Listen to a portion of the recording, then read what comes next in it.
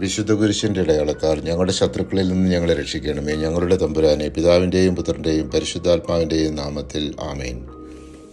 അബ്നേർ ഹെബ്രോണിൽ തിരിച്ചെത്തിയപ്പോൾ സ്വകാര്യം പറയുവാൻ എന്നോണം സെരൂയയുടെ മകൻ യോവാബ് അവനെ പടിവാതിൽക്കിലേക്ക് തനിച്ചു കൊണ്ടുപോയി വയറ്റത്ത് കുത്തി അവനെ കൊന്ന് തൻ്റെ സഹോദരനായ അസഹേലിനെ കൊന്നതിന് പകരം വീട്ടി.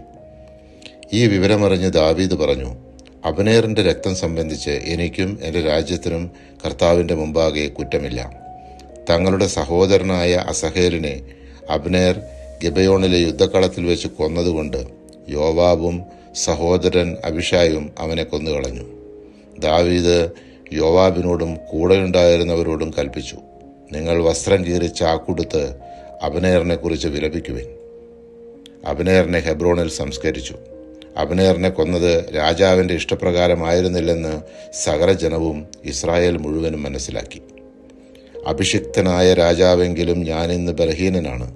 സെരൂയയുടെ പുത്രന്മാരായ ഇവർ എൻ്റെ വരുതിയിൽ ഒതുങ്ങാത്ത വിധം ക്രൂരന്മാരത്രേ.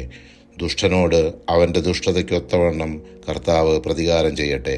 2 സാമുവേൽ 3-ാം അധ്യായം 39-ാം അബ്നേർ ഹെബ്രോണിൽ വെച്ച് മരിച്ചെന്ന് കേട്ടപ്പോൾ സാവൂളിൻ്റെ മകൻ ഇഷ്ബോഷെത്തിന് ഭയമായി.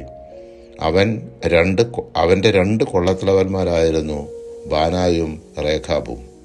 അവർ തന്ത്രപൂർവം ഇഷ്ബോഷെത്ത് ഉറങ്ങിക്കിടക്കുമ്പോൾ അവനെ വധിച്ചു. അവൻ്റെ തലയുമായി നിന്നെ വധിക്കാൻ ശ്രമിച്ച നിന്റെ ശത്രുവായ സാവൂളിൻ്റെ മകൻ ഇഷ്ബോഷെത്തിൻ്റെ തല ഇതാ എന്ന് ദാവീദിനോട് പറഞ്ഞപ്പോൾ അവൻ്റെ പ്രതികരണം മറ്റൊന്നായിരുന്നു.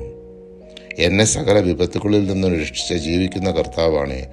സദ്വാർത്ത എന്ന ഭാവത്തിൽ ഇതാ സാവൂൾ മരിച്ചിരിക്കുന്നു എന്ന് എന്നോട് പറഞ്ഞവനെ ഞാൻ സിക്ലാഗിൽ വെച്ച് കൊന്നുകളഞ്ഞു. ഇതായിരുന്നു അവൻ്റെ ശുഭവാർത്തയ്ക്കുള്ള എൻ്റെ പ്രതിഫലം. 2 സാമുവേൽ 4-ാം അധ്യായം 10-ാം പരിശുദ്ധാത്മാവെ, തിരുവചനത്തിൻ്റെ അനന്തശക്തിയാൽ ആത്മാവിൻ്റെ ബലങ്ങളും ദാനങ്ങളും നൽകി തീഷ്ണതയാൽ ഞങ്ങളെ ജ്വലിപ്പിക്കണമേ. ആമേൻ.